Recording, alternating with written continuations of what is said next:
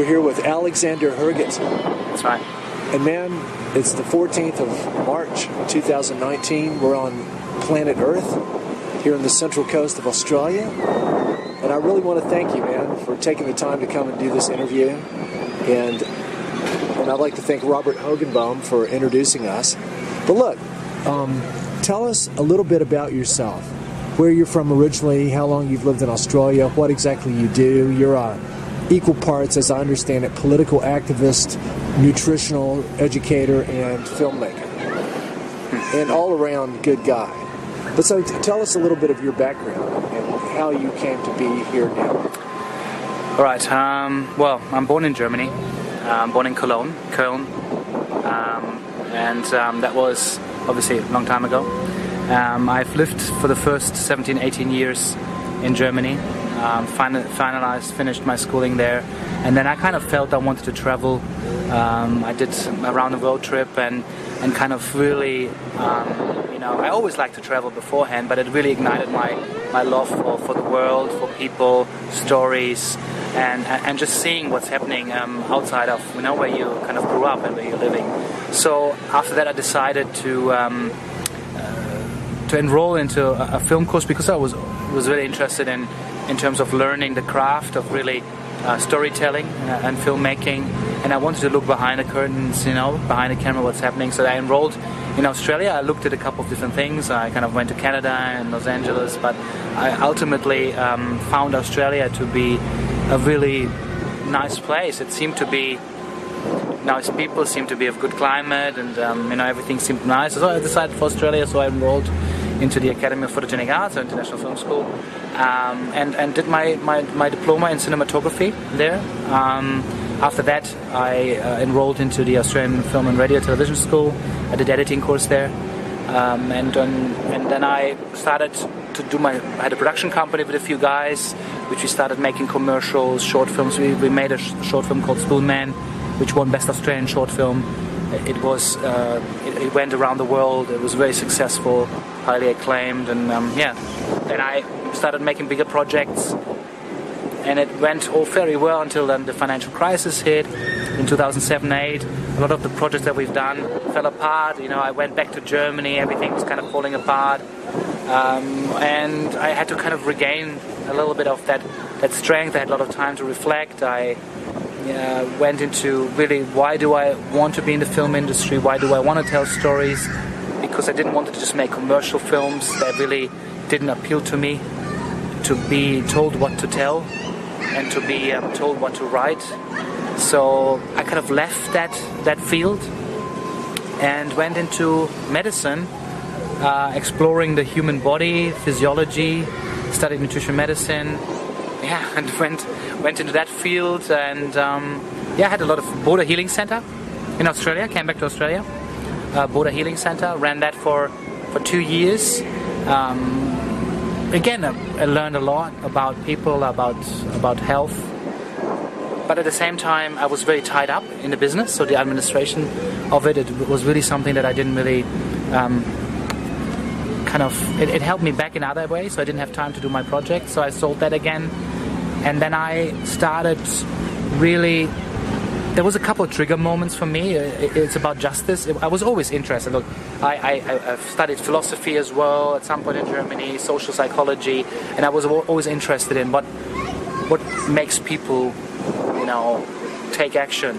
Why do people stand up in certain countries, not in others? So I kind of tried to really investigate that, and I was really always looking at the political arena in terms of, I can't believe that Julian Assange arrested, these guys, the press is not writing about this but writing about that.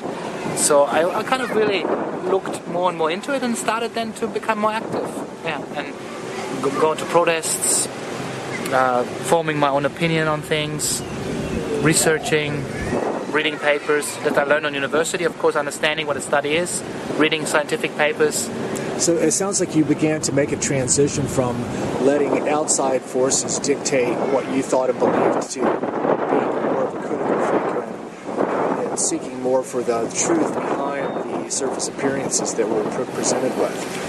Yeah, I would say that, look, truth is difficult, I guess, because sometimes it's a bit organic as well, because we want to believe things, and then when you realize that it might be different, it is hard sometimes to really understand what the real truth of any subject is, and it requires a lot of work to actually find that out. Because and it's an ongoing process. Oh, yeah. As I understand it, you're not going to all of a sudden arrive at the truth, and then there's nowhere else to go, unless it's Pythagoras.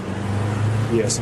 Well, now in filmmaking, to me, one of the most interesting schools of filmmaking is what you call cinema verite, which is actually, it means filming the truth. You know what that is? It's when you film stuff that's actually happening, and the people or the things being filmed probably don't even know they're being filmed. So it's like it's not being staged or orchestrated or anything. Yeah. I always thought that was a very interesting. Look, it's actually quite interesting, and why I was attracted to filmmaking, why I do believe actually there's a real resurgence of filmmaking, is because we are actually surrounded by non-empathetic cameras. So we are surrounded by surveillance, we're surrounded by people with phones which don't have any empathy for the subject. And I think that is a very dangerous thing, because they're not telling the whole story. So for example, nowadays we look at the news, and almost everything that happens has a video clip with it. Someone robs a store. And if they didn't actually film it, then they'll make one up. Yeah, exactly. So they just have a little stock library, and then let's put this one up. Normally this, and I think, or they make one up. Yeah, that's right. But I think what's important is I was drawn to documentary filmmaking, I guess, because first of all, the truth is always a great story. And why is that? Because it's not a rhetorical question. Yeah. It's because it's the truth. Because it's the truth, that's right. It's compelling, and it's authentic, and people respond to that. You don't have to make believe. And people kind of attract it. So you get away with, non-polished filmmaking, I guess, if you have a good content, a good subject that is actually, and that people can relate with and identify with. Yeah. Well, what about the foisting of untruth, and that as an industrial tendency in mass media, or partial truth? No. That's another whole story in itself. But I find what I find interesting is because obviously I'm a native speaker. Well, I speak different languages, so I could very much when I'm observing my German in the news, and then Australian news, and America, and they will actually be doing the same story in all the countries. It's very funny. Some stories are so there's actually obviously only 3 main news agencies in the world that provide the stories. And what would those be? DPA, Reuters is one of the big ones, and then there is obviously the BBC. They have they have their own reporters on the ground sometimes. What's DPA? Deutsche Presseagentur. Okay. Yeah, they have quite a big network around the globe, and they would supply stories via newspapers. You will have a portal where you go in the morning and you look up what stories are. So then you pick one that you like, or what you've been told to like, and you pick the story up, and you just basically either write up a story from it, or take the story over. Or steal stories, right? That's what a lot of the news agencies in Australia do. Whoever gets the lead, who breaks the story first. Well, that's actually not true anymore. Really? No. Whoever gets first gets copied first. So, for example, there are really good reporters and investigators. They put the story up. Someone like News Limited will take that story and publish it on their thing, and they will break the story because they have the platform. Yeah. They got the views. So the person that actually originally brought the story wouldn't even be mentioned. So it's quite common, actually. Well, but if your goal is to share the truth and reality, then you won't care. Sure, but at the same time, obviously you depend on. You've got to get some credit somehow. You have to somehow get credit and also be remunerated for your story. So they don't even pay the person. It'd be fine if they're saying, look, we take your story, we give you a couple of $100 for the story, so you can do the next one. And some people may be penalized for breaking a story. directly or indirectly, especially when you're talking about touchy subjects and controversial issues and stuff like that. Well, let me ask you this. You said that you're very interested in justice. Now, define a little more by what you mean and the relationship between justice and truth. Yeah. As you see it. There is sometimes obviously correlation between the two, not always. For example, the big problem that I see at the moment is that certain things are just, but the truth of it is that they are not necessarily good. So we are living in a society that are governed by laws that some people know how to circumvent and make it work for them. So they are just in that what they're doing. Well, yeah, technically. But not morally or I know, so ethically. that's but again, like, you know, so we have a really, it's a definition again, and it's an individual definition of what is your moral, what do you consider to be justice, and what someone else. So there, I guess there's a court system, and they again are looking at justice, interpreting the law, because it's not actually, you know, people sometimes don't understand what actually justice is. A law has to be applied to a real life scenario, and the judge has to make a judgment on if that law was broken or not broken in that particular way, and that becomes a precedent for other people. So it's a very organic actually field and a lucrative industry. Oh yeah, I mean if the amount of money that is spent on lawyers, in litigation. Absolutely, it's crazy. Now let me ask you about this. You guys just organized. I'm not sure if you were involved with it or not. A large protest here a week or two ago about some offshore seismic exploration for gas that wants to happen. So tell us about that and why.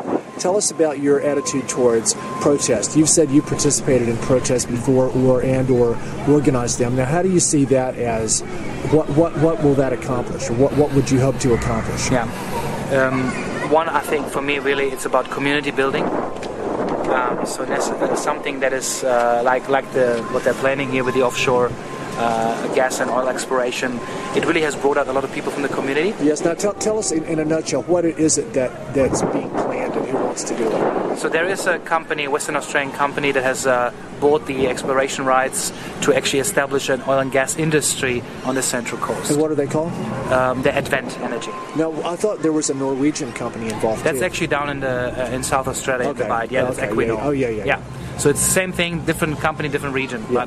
But basically they want to establish a big oil and gas industry, or here's particular gas, to extract the gas reserves and then to pump it back into the mainland or offshore, I guess. Would part of this project be involve building a shore-based infrastructure for the tankers and stuff I like strongly suggest that, yes. Yeah.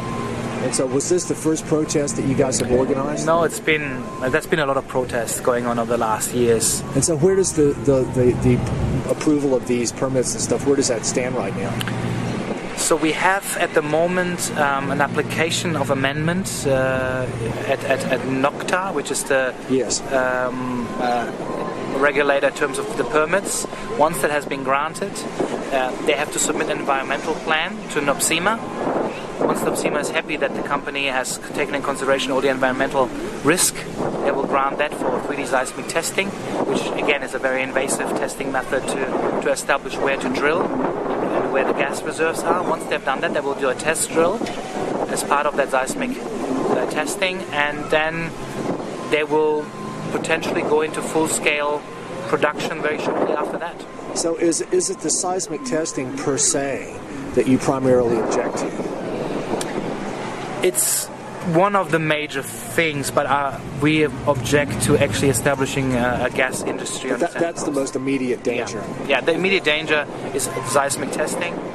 That has an immediate impact on the marine life. Now tell us about that as you understand it.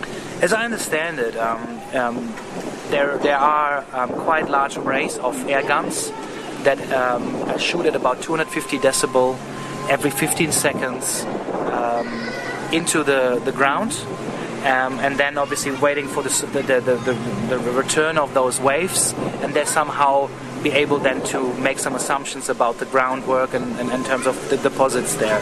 And obviously there is no real surveys, no real observation under the water of what's happening. Because when you think about it, like if you have ever heard an air horn, in a stadium or anywhere, about 250 decibel will be 16,000 times louder than that.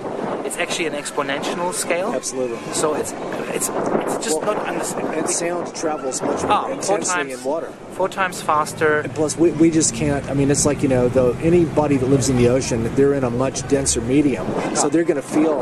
It won't just be a sound; it'll be a shockwave felt with their whole body. Oh yeah. I mean, even if you are just in the vicinity of a whale, and the whale would sing, you will feel it in your whole body, the vibration of the actual sounds it makes. And I mean, you can.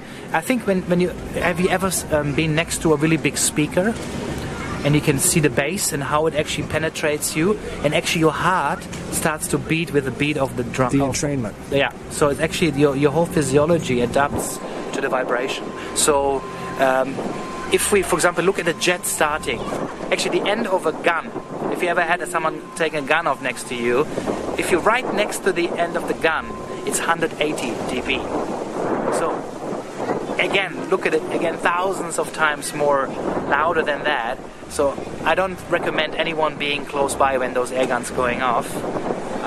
But yeah, there seem to be think that it's safe. Well, I don't know how anyone can think that, but obviously they're looking at, what we're really questioning at the moment is the regulators' lack of duty of care in terms of stating reasonable risk to the environment. So, what is reasonable? Well, there's this thing called the precautionary principle. Exactly, that's what we just heard today. You must err on the side of caution. Yes, you must assume that it would be dangerous until proven that it's not, rather than the opposite. Yeah, and in this case, but that's for not some how reason, they do it. It's actually, I don't quite understand how it's possible, because if I'm in the law, they have to prove that I did something, but in this case it's on, and the burden of proof is on the fishers and things. It's asymmetrical. So we're questioning that, and we actually going after that, because I don't think, because they couldn't tell us, is a one lobster death reasonable, 1,000, 1,000,000? And now who is this telling you this? The mayor actually is quite supportive of our action of the Central Coast. What is her name? Jane Smith. Okay. Yeah. So she is very active and very supportive of the action against it. The council has come out unanimously rejecting the proposal. She told also about the precautionary principle, which is actually in our legal statutes. So I don't know why they're not applying it, and we should test it in terms of the Supreme Court, because I reckon a judge, I mean, how can it be possible? I don't know. It's really disheartening. Well, I'll tell you, just as a tiny little tidbit that relates, one of the most horrific stories I've ever heard in Australia was there was a band called Men at Work, and they did this song called "The Land Down Under." You know the song? Yep. Do you know the story of that? There was a guy who plotted for years. That Kookaburra Sits in the Old Gum Tree was always sort of a gift to Australia from the Melbourne school teacher who wrote it back in the 1930s. She let anybody record it. It was like her gift, and she owned it, but she never required licensing or anything. Well, this dude plotted to gain control of the licensing for that song, so that years after Men at Work had made a lot of money on that song, he then sued them for violation of his copyright license and won, because the judge approved it. And that's a very short nutshell of the story, but that's an example of how an obviously corrupt judge that participated in the spoils of the deal. So that the whole what we're talking about is notorious for that kind of behind the scenes thing. It's probably a given. That's look. But you can only delve into that so far, because if you start throwing around accusations like that, you're gonna end up with a defamation against it. Exactly, but even if it's true, I know. Even if it's true, and that's, I think, one of the major things as a investigative journalist, I guess, which I've participated, that you're not even allowed to tell the truth. Like the publishers are scared. Say that again. You're not even allowed to tell the truth. The truth gets you in trouble. It's never been popular, has it? No. And people are scared of it, because that's why. It can be quite inconvenient for a lot of apple carts might get turned over. Very much so, and I mean the dust. No one wants to bring up the dust. There was one of the biggest, until modern times, one of the biggest hoaxes in the history of sciences was called the Neanderthal man. It came from the Neander Valley in Germany, where it all happened. But these college students created these fake bones that they allowed this scientist to discover, and he instantly proclaimed it to be the fair dinkum missing link he had looked for all these years. And overnight, it was declared, and it went in all the textbooks and stuff. And finally, about 30 years later, these guys came out and it showed the photographs that proved that they had faked all this stuff. And it took decades for it all to get out of the textbooks because people didn't want to admit. Didn't happen? They didn't want to admit that they bought into it, Yeah. They had, so it's like. Well, there's a classic thing, for the truth to come, for new knowledge to have to come into university. Not only the students, not only the professors have to die, but the students too, right? So. Well, it's a transgenerational thing. Yeah, sure. So now, do you really love the whales? I think they're magnificent beings, and I feel there is a really transcendental, like an almost mythical, magical presence about them. You've been up to them very close. I've been on a boat. I haven't been swimming with them, but I've been probably a few meters away from a big humpback whale. Yes. Up on in Herget Bay in Australia, and just the sound, just the sheer power of them. I think anyone that has been close to them would be cured. It changes you. I think if we could just get people into the water with them, that would change their heart. So what about the global hydrocarbon scenario? Because I was going to bring up something that even if you guys are able successfully to thwart this project, they're just going to do it somewhere else. Yeah. And I did an interview with a guy at the University of Georgia around 1990. His name was Dr. Eugene Odum, O-D-U-M, and he's credited as being the father of modern ecology. And he used an expression called NIMBYs. N-I-M-B-Y. It stands for not in my backyard. Yeah. You can go and do it over there. Go and dispose of your radioactive waste over there. Go and drill over there, but not in my backyard. Yeah. So there, it's something to look at. And, Totally. and plus, we're all what we call civilization is hopelessly dependent on hydrocarbon fuels. Yeah. We really love hydrocarbon, We're addicted to it. They're everywhere. Wherever you look, we're sitting on hydrocarbons. Exactly. Everything that's plastic. You filming on hydrocarbons. Absolutely. I mean, I admit, I'm actually thankful for what some of the stuff we have. I have contact lenses that are made of plastic. There you go. Yeah. But would you say that the problem is with anything that we've taken from the earth, anything that we do, the problem that we've created is not necessarily with the thing itself, but it's the level that we have to take it to. We can't stop with just some. We've got to go, and part of it's the capitalistic imperative, Sure. but we can't stop with just a little bit. We've got to just go more and more and more. Look, I think there is also a problem of distribution. I do believe that if the political will would be there, I mean, there have been leaders that have created things that were not popular, but in the long run has created change. So I think we need to look at more sustain. I guess I look at a circular economy as a good idea. At the moment, we have a linear economy now, so we have to always do more to it to work, and we have to consume more. And in a finite world, to me, that's madness. So if we would create a circular economy where at the time of creation of a product, you actually need to have a plan for the end of the cycle to create another product or to update that product. I think that would, again, probably has consequences for jobs and this and that and for companies, but maybe in the end would be a better concept.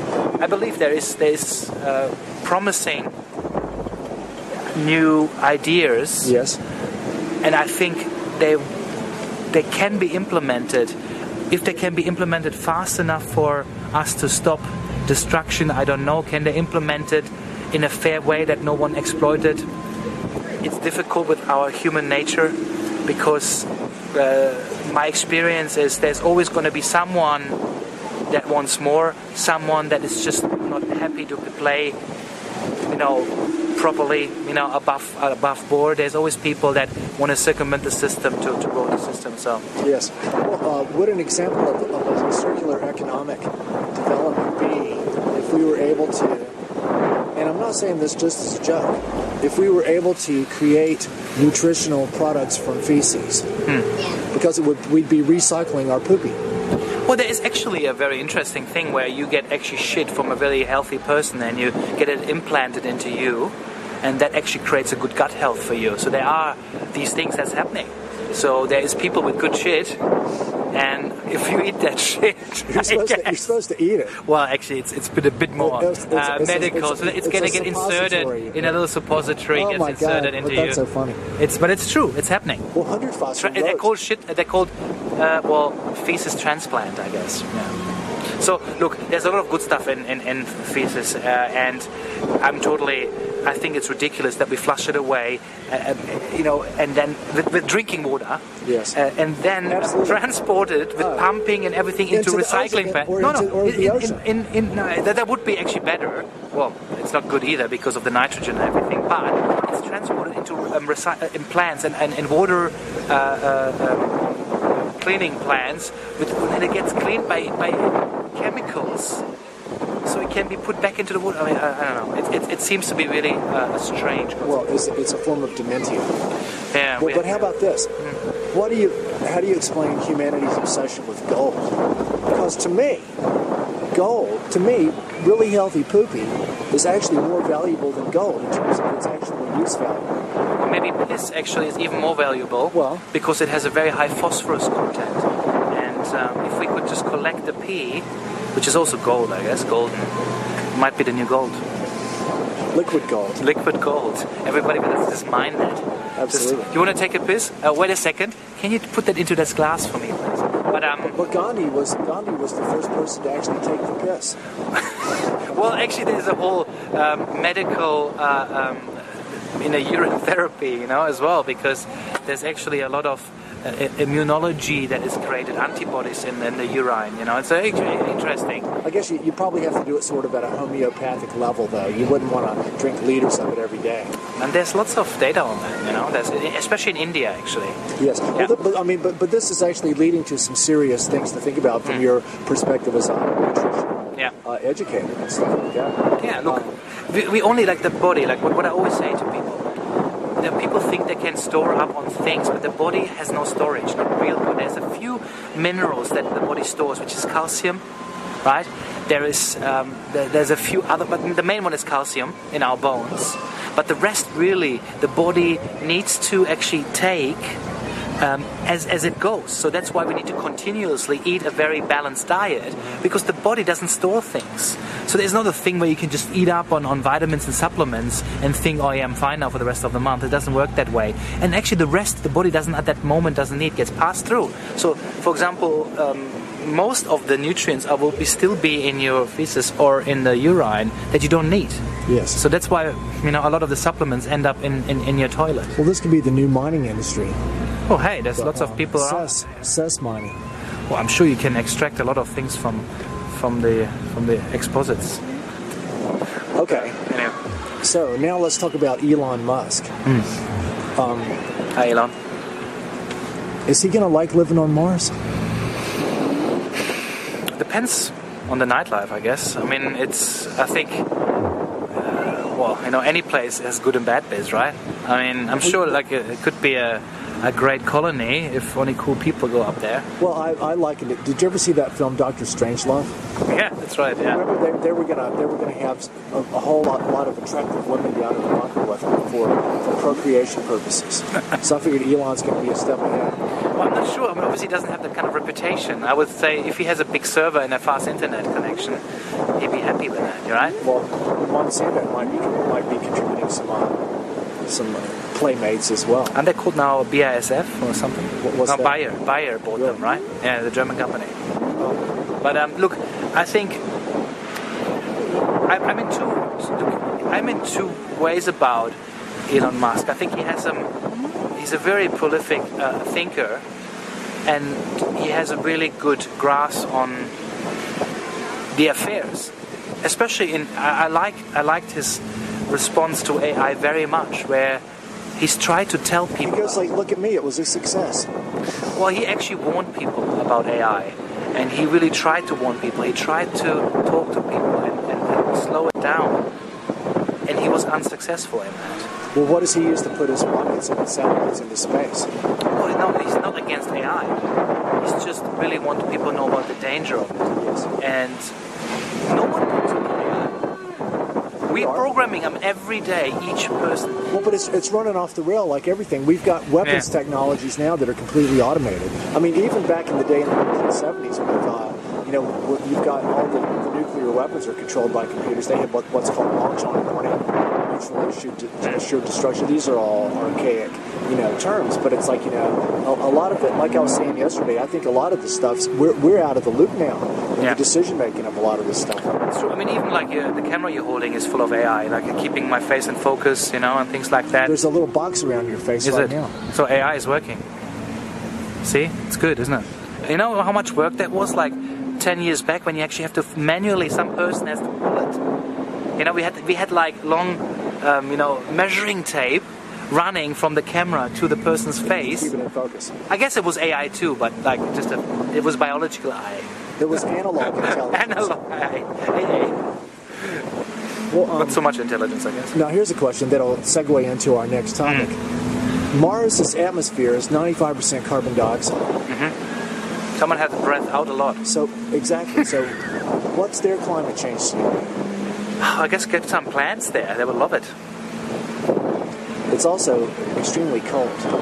I guess. And the ultraviolet index is like off the scale. Yeah. There we go underground. But Elon Musk is serious about going to live there. But how will he make it through the Van Allen radiation belts? Maybe just a clone of him. Well, now we're getting somewhere. How many are there?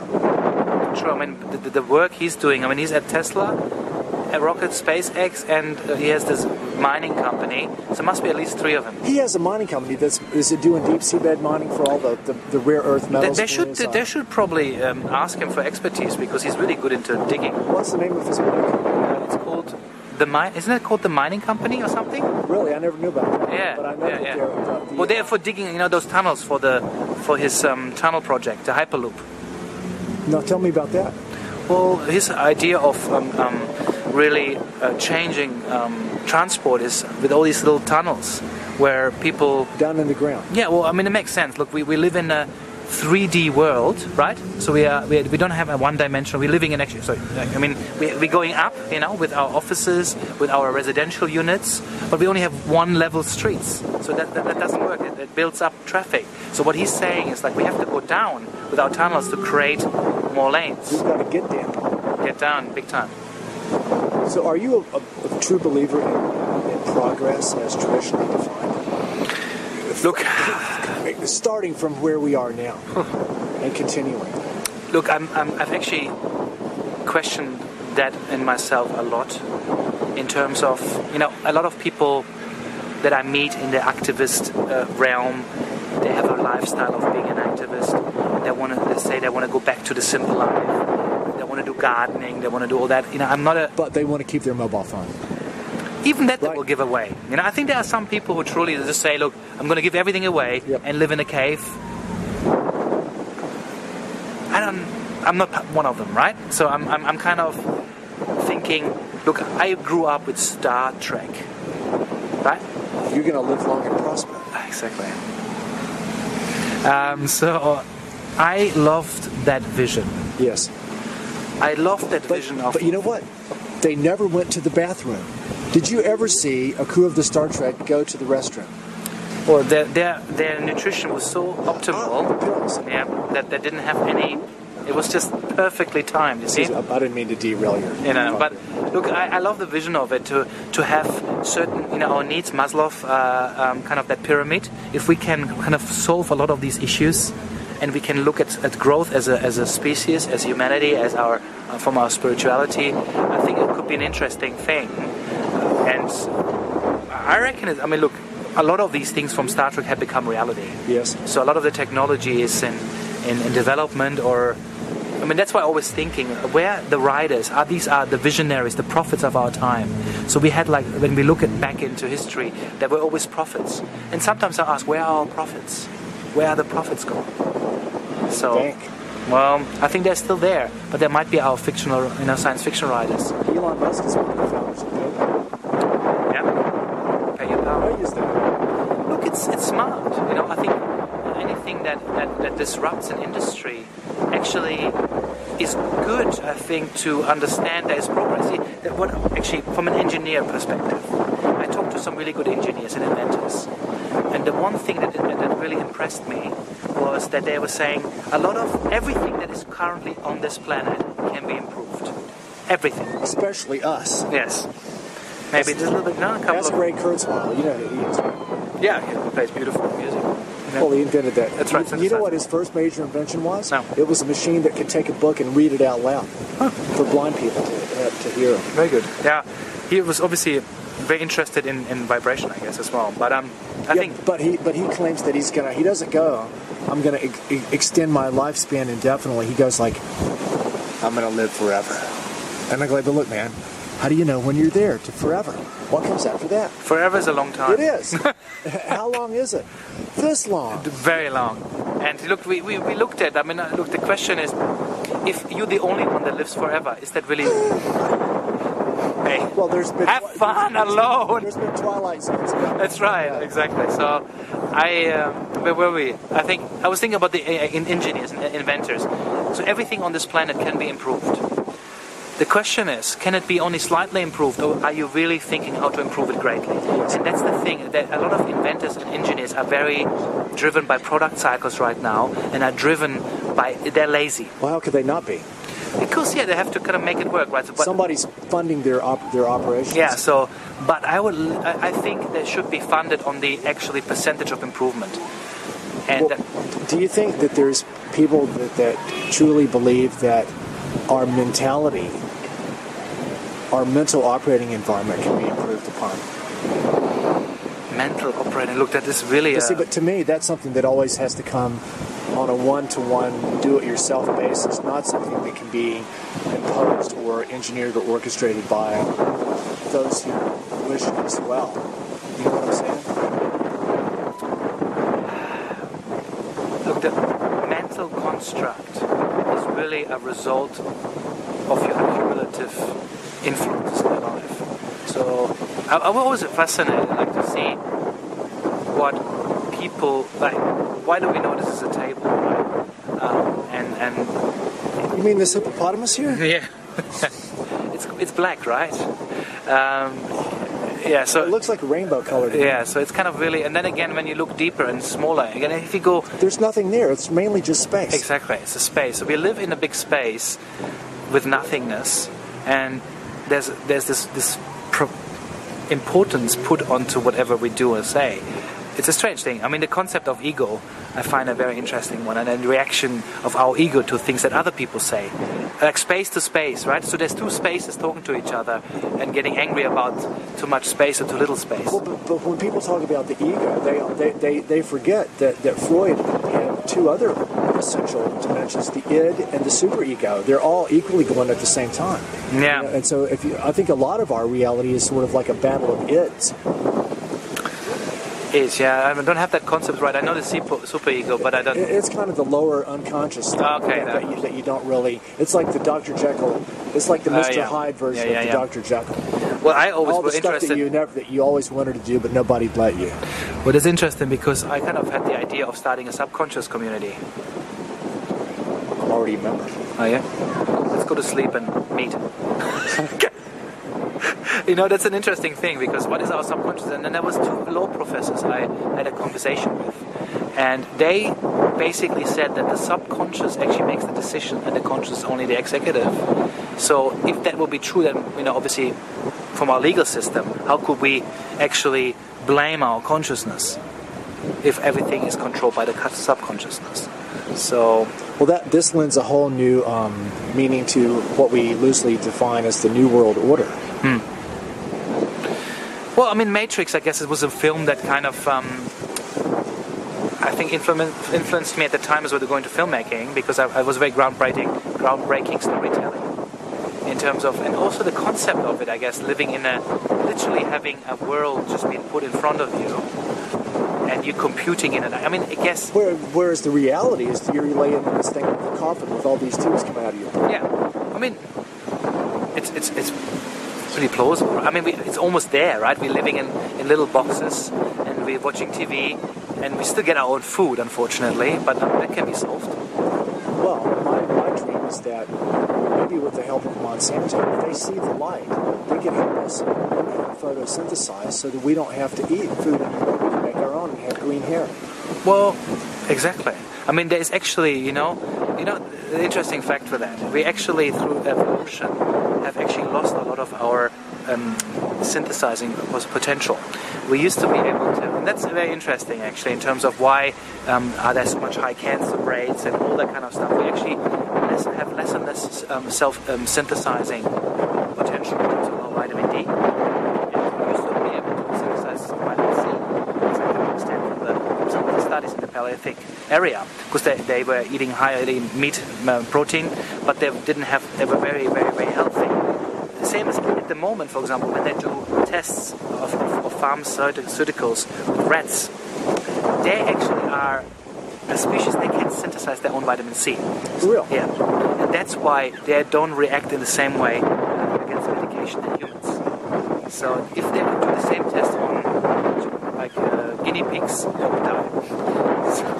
What does that tell you? How many experiments have they done on rats and assumed that it would have the same effect on us because we're mammals? Exactly. Well, they can't. No, it's very hard to do human studies, right? Yes. Well, look, now They've done that. I want to ask you if are you A climate denier, Mm-hmm. B, a climatologist, C, a climatosophy guru, or D, none of the above? I would say, first of all, probably none of the above, actually. I'm still a work in progress.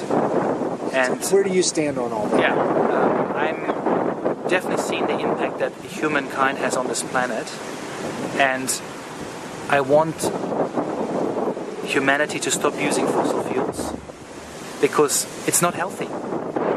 It's if you sit in your car and you put a hose in it, I don't think you're going to make it for 10 hours, right? So the burning process, why do people die from smoke, right? I mean, literally, we're burning that stuff up, or we're producing toxins, and I see that as well as my work in nutrition medicine. Like, we have people full of toxins, hydrocarbons, plastics, formaldehydes. Everything from oil is toxic exactly. to biological life. So it is not really makes sense, right? I mean, there's plenty of stuff we can use that is non-toxic. So, and maybe we don't use that much stuff. I mean, I don't know. But what I pull back to, regardless of all the climate change ideology and stuff like that, I go like, even if the mainstream ideology was true, nothing about climate change, except for what you're talking about, but the climate change thing itself does not create cancer or mutagens or teratogenesis like the toxins do. A few degrees of temperature, sea level rise, some weird weather and stuff like that. That's not genomic warfare. No, there has been climate change throughout the history of this planet. If you've got a climate, it's going to change. Exactly. So, there's weather patterns, I guess, that are changing, and there's no question that we're throwing a wrench into a living system that I think is conscious and it's unpredictable in how it might respond. It's not a machine. No, it's not a machine. And I think we see the effects of our effect. Like if you poke a stick into a bee nest, things will change, right? So I think we no doubt. I mean, I've seen the destruction of the environment in the third world. I've seen when they are unchecked, when their mining companies, oil companies can do whatever they want, and no one is there to basically speak up. I've seen, glaciers retracting. I've seen the storms, the impact on storms. I've seen snow in April when never was snow. I mean, it's all been there. So I think there's definitely an effect on our weather patterns. Well, and forgive me for interrupting, but to me it's important to acknowledge that even all this that you're saying so far could just be the sort of unintended side effect of military-industrial civilization. But when you add in the certain existence of weapon systems that are directly designed to influence people, that's what a lot of people have there. That's when you get put into the conspiracy theory box, when you bring up stuff like that. Yeah. But I think that's a real factor in the world. You know, and it's like look, the atom bomb was from 73 years ago. Yeah. So there was obviously technology is there that can alter things, and the human, I think the human brain has the capacity to invent things that are pretty out there and to be altered. Yeah, and to be altered as well. Yeah, look, we know about plasticity, brain plasticity as well. You know, so we know that the brain changes, and neurons. I mean, still the very, very fast shooting computer. You know, I mean, it's quite remarkable what the brain can actually create. And my brain has a mind of its own. That's right. Especially, and it gets better with age, doesn't it? Yes, well, absolutely. Well, look, now let me ask you the most important question of all. We're going to talk about the I word, intelligence. Mm-hmm. What does that mean to you? Well, because we invented that concept as humans. Yeah. We use it as sort of like this gauge or a standard that we compare all other life forms, and it's a given that we've got the most of it. And then everybody else may or may have varying degrees. Would you say that's kind of how we look at it? I look at intelligence actually already what does it mean? Processed information. Well, but for what purpose? Understanding. And to making decisions based on that understanding. So the higher the intelligence, the better the intelligence, the better prepared, you should be able to make better decisions. Well, did intelligence allow us to create the atomic bomb? That probably was a wrong use of intelligence. Now we're getting into draw a distinction between wisdom and intelligence. Yeah. Intelligence is for the highest bidder. Like, for example, that's a good way to say it. Yeah.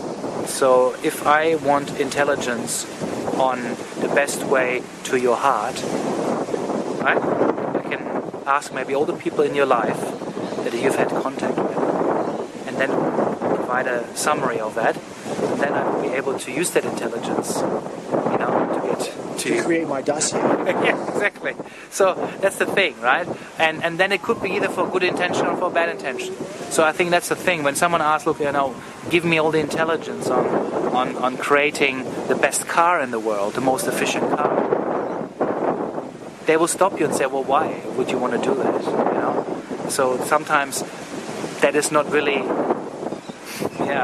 in the best interest of the people at hand, right? So because everybody making money off braking. I mean, it could be material that you don't ever have to change brakes in the whole lifetime of a car. Why does there parts? Why do we have printing? Why do we need cartridges? I mean, I know there's a lot of things, right?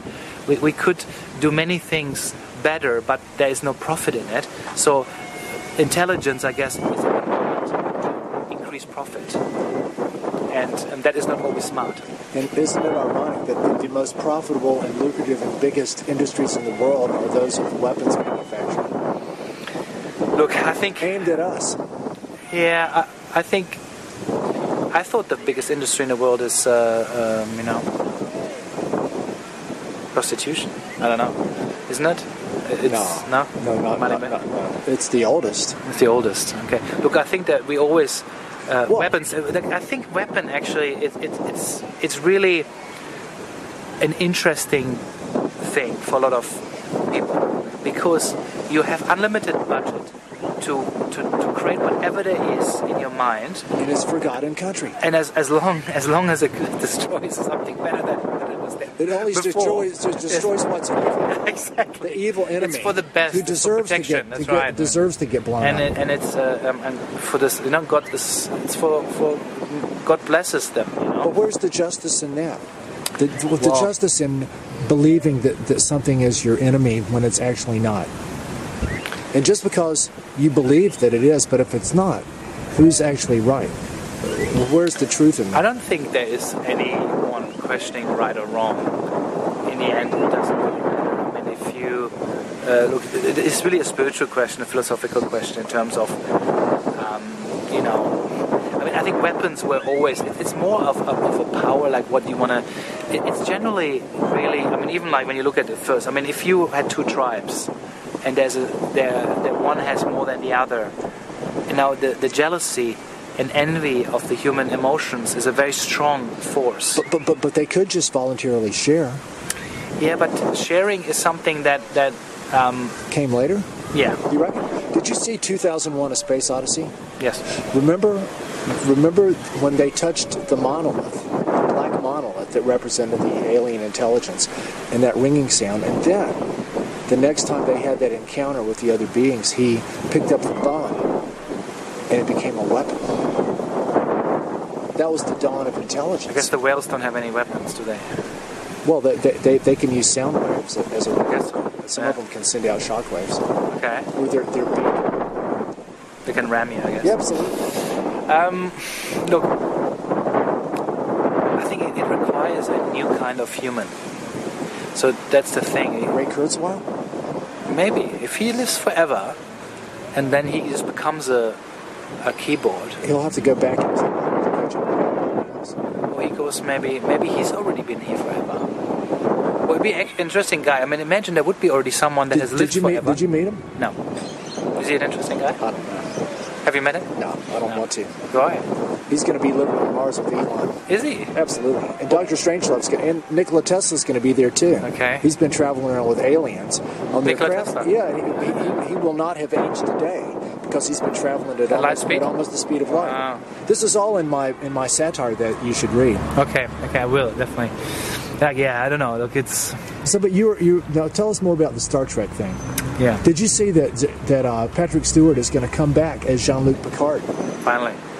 But did you like the first generation of Star Trek, Captain Kirk? And no, Mr. I actually Spock? like the next generation. Yep. Yeah, I don't know. I know a lot of people like the original one. Did you see the fourth movie though, where they had to go back in time and get some whales? Leonard Nimoy wrote that. It's actually really brilliant. It's called the Journey Home. Okay, Mom, I have to check it out again. I probably saw it, but it's been a long time. Okay. No, I mean, it was just something that I think from living in the time where I grew up, where we had the Cold War going, East against West, like the Russians against the Western, NATO and Warsaw Pact, and we grew up there, and it was actually a vision of a future that I'm not against like a global United Nations Council. I think it just has to be for the right intention. It can't be an economic union, or it can't be a power union just to add, like the whole thing that's happening at the moment, like the whole intellectual property rights, all that, the trade agreements are only really helping the rich countries protecting themselves.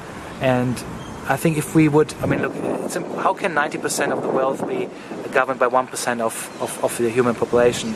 To me, it's just not fair. Well, are you familiar with the long-standing depopulation agenda that a lot of these elite people... They're not very good at it. They don't have any problem in talking about it. And some people go like, but look, it's not working, is it? But maybe it is. Well, because the way I look at it is, and again, whether by design and or inadvertent side effect, since World War II, when all the whole massive amounts of synthetic usages and carcinogens have come out, radiological toxicity, chemical toxicity, later on the whole thing with genetic engineering, when we're waging genomic warfare against ourselves, but it doesn't appear overnight. No. It takes generations. Well, if you live forever, you have time. Exactly. You've got time to mutate indefinitely. You might actually have time to come all the way back from exactly what you started out as, after every other permutation was exhausted. I do think sometimes you cannot expect all the outcomes. I think that is a lot of the times when you have an experiment, you don't know what the outcome is, because I think... If you did, you wouldn't need to do it. Exactly. So we have actually 80 million processes that go on every second in the body. I mean, how can you compute that? It's very difficult, and then it has all the correlations between that. That's why Yeah, our bodies are smarter than we are. Exactly. Yeah, and it's also our best doctors, you know. So if we let it gives ourselves a chance to heal by removing the disease influence, which I was comparing that to human military industrial civilization in its present form on Mother Earth. Well, look, if you could say something right now that every person on the Earth could hear and understand, what would that be? I love you. Say it again. Let love rule. How do you say that in German? Lass Liebe siegen. Lass Liebe siegen. Alexander, thank you so much for your time. It's been a pleasure talking with you. Look, and so what else, what other kind of projects do you have going on now? You're deeply in, you just did some interviews today relating to, is this moving towards a more in-depth film project about this seismic thing? Yeah. Or are you getting stuff on local media? Yeah, I mean, we have a lot of correlation with local media. We are running actually really an in-depth story on this whole mineral oil complex issue here on the seismic. Will it be like an hour-long show? Yeah. Will it be aired on TV? Probably, yeah. Now look, but if we allow it. In order to not just be a NIMBY, yeah, you're going to have to take on the whole hydrocarbon industry of Australia. Wow. Are you up for it? Because I'll help. Let's give it a go. That means we have to ride our bicycles everywhere. Well, I have a solar panel on the top of my van. I mean, I would love to put a little electric motor in it. It would run on solar power, which would be good, but it'd be hard. But you see my point, though, sure. Right? We can't point fingers because we're all. If the oil companies shut down their service stations, people wouldn't be happy about it. They would demand. Look, imagine just shutting down electricity at 8 at night. That would already solve our crisis. Now, if the whole world would shut down at night, the electricity solved. But who would not riot? I mean, you can't watch your TV. Well, people, if the bottle shops closed, the grocery stores closed, right. and no stadium lighting, and the service stations closed, then people might be out in the streets. And no one wants that. No. But you know what? My new motto is. I saw this on Facebook of all places. A grateful heart is a magnet for miracles. I thought that was pretty cool. Yeah, I'm very grateful to be able to be a voice. It's an inspiration to meet you, but we all do have a lot to be thankful for, don't we? Yeah, we do. I mean, it's a magical life, and there's a lot of miracles in my life. I tend to attract the right moments, the right people at the right time, and be able to get in front and be able to pull through with what I want, in terms of manifestation. And I think that's very important, and I'm just using my skills to be able to eliminate the dark corners of our society. Well, look, man, thank you so much for your time. Thank you. Thanks.